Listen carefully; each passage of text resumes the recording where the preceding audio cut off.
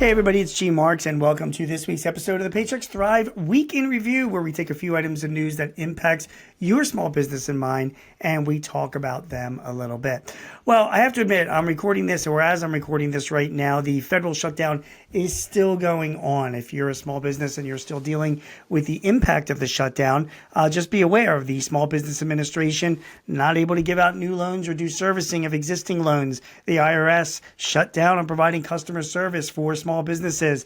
The Department of State can't issue passports if you're looking to travel. Federal contracts are going to be held up and payments to you might be held up as well as if you're operating a business around federal buildings and you rely on those workers coming into the office for your livelihood, you're going to be seeing a slowdown in that as well. That is all going on right now. My hope is that this gets resolved soon. My prediction is that it will be resolved soon because none of these shutdowns last very long and really serve to show the interests of both parties as we head into the midterm election. So fingers crossed, hopefully by the time you're watching this, the shutdown is over. But if not, I do predict that it will be over soon, and we will cover the aftermath when that happens. On to other news. But before we do, let me take a quick pause. Running a business is challenging, especially when laws and regulations keep changing, and especially when government shuts down like this, which could be happening more in this political environment. And that's why Paychex is here. They keep your business up to date and compliant so you can avoid headaches and focus on your growth. So check it out for yourself at paychex.com/meet Paychex. That's paychex.com/MEET Paychex. You can also find the link in the show notes. Okay, let's get to the news now that's going on. The first has to do with Paychex. The company released its monthly small business employment watch for the month of September. The latest read of Paychex's payroll data, which is based on actual payroll data, shows minimal shifts in small business employment and hourly earnings growth that continues to trend below 3%. Hourly earnings growth for U.S. small business workers remains largely consistent and at 2.68% in November. It's below 3% for the 11th consecutive month. I do have a concern there because inflation is running higher than the growth in wages, which could have an impact on consumer spending for those hourly workers. The Midwest has led regions for small business employment growth for the past 16 months. And here is what John Gibson, Paychex's president and CEO, had to say. Our latest small business employment data once again indicates a steady labor market over the past year. This consistency reflects continued resilience from small businesses across the U.S. While we're observing little change in our national data, the Midwest continues to stand out and is the only region consistently delivering job growth over the past year and beyond. So not significant growth from small businesses, but definite resiliency. And by the way, as a side note, as you know, last week, the Labor Department could not publish numbers for unemployment because while the government was shut down.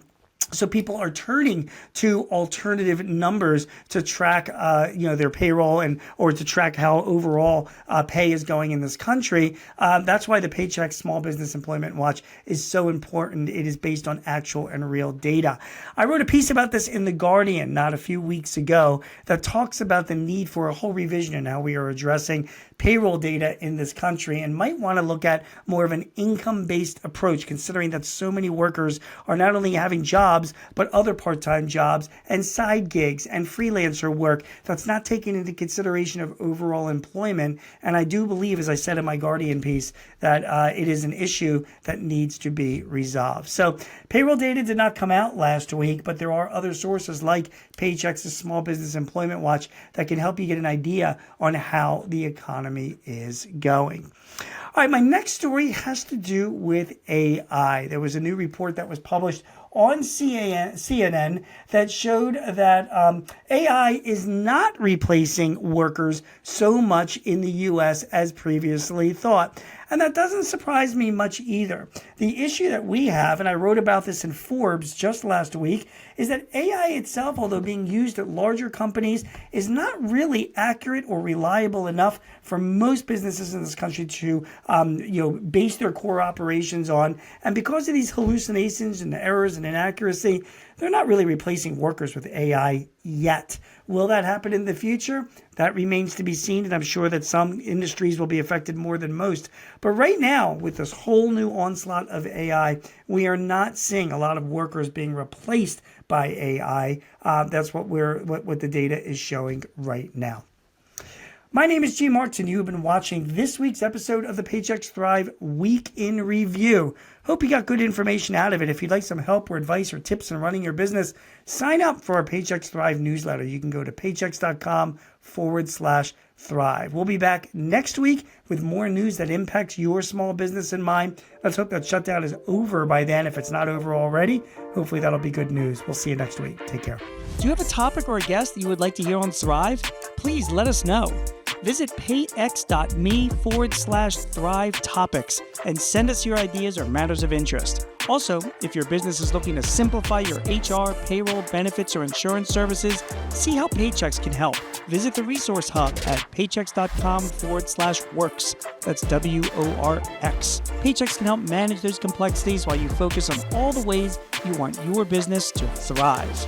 I'm your host, Gene Marks, and thanks for joining us. This podcast is property of Paychex Incorporated 2025, all rights reserved.